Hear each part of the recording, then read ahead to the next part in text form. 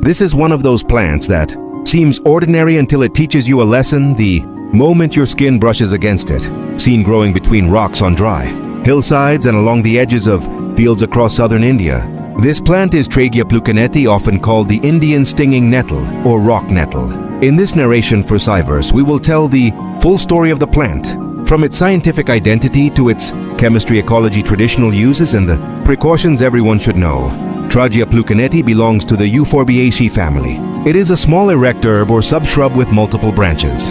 The leaves are alternate and typically narrow and serrated with a pointed apex. The upper surface of the leaf is green and the underside is paler and covered with short, stiff hairs.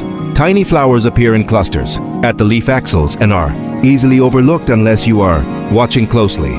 The stems and the undersides of the leaves are covered with numerous glandular stinging hairs. These hairs are the plant's main defense and the reason it is so memorable. The stinging mechanism is mechanical and chemical at once. Each hair acts like a tiny hypodermic needle. The hair is hollow and brittle at the tip. When the tip breaks, off against skin, the remaining shaft punctures the skin and injects a mixture of chemicals. Scientific studies and chemical analyses of related nettle plants identify components such as histamine, acetylcholine, formic acid, and serotonin, among other compounds. These substances stimulate nerve endings, cause localized inflammation, and produce a sharp burning sensation followed by small raised bumps or welts. The duration of the reaction varies with individual sensitivity, but often lasts from 20 minutes up to an hour, which is why childhood encounters with the plant are rarely forgotten. The plant occupies rocky outcrops, dry scrublands, and disturbed soils where many other species struggle to survive. Its presence helps bind soil in crevices and reduces surface erosion on slopes. It provides microhabitats for a variety of insects and can be part of a unique plant community adapted to shallow soils and high sun exposure. In many regions, it grows alongside other common weeds and is easy to identify once you learn the combination of upright, habit narrow serrated leaves and stinging hairs. Traditional communities have long recognized both the harm and the healing potential of this plant. Folk healers and Ayurvedic practitioners historically used controlled applications of the plant to stimulate local circulation and to relieve joint pain and muscular stiffness. In some practices, a poultice made from crushed leaves was applied to swellings and minor wounds, while in other local therapies, a careful and brief contact with the stinging hairs was used to provoke increased blood flow to a painful area.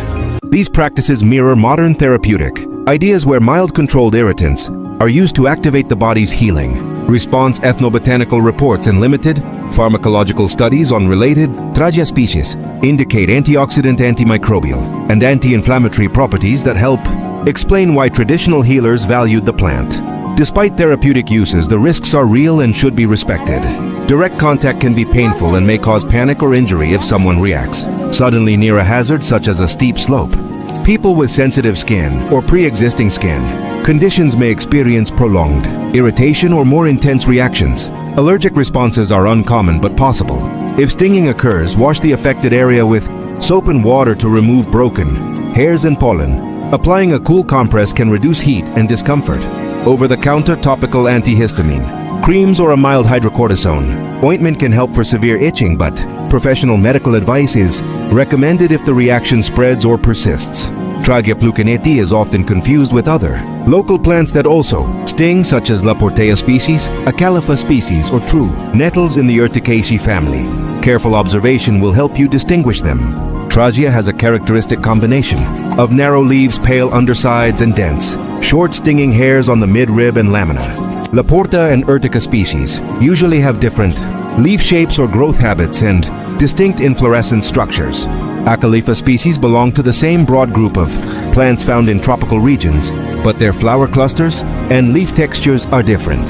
For field identification, always check multiple features, including leaf shape, vein pattern, hair density, stem habit, and the arrangement of flowers. From a scientific research perspective, the plant is interesting because its bioactive compounds may have pharmacological potential. Researchers focus on isolating compounds responsible for anti-inflammatory and antimicrobial effects and on understanding how these chemicals interact with human physiology. There is also interest in studying the ecology of the plant to learn how it tolerates exposure to heat and drought in shallow rocky soils.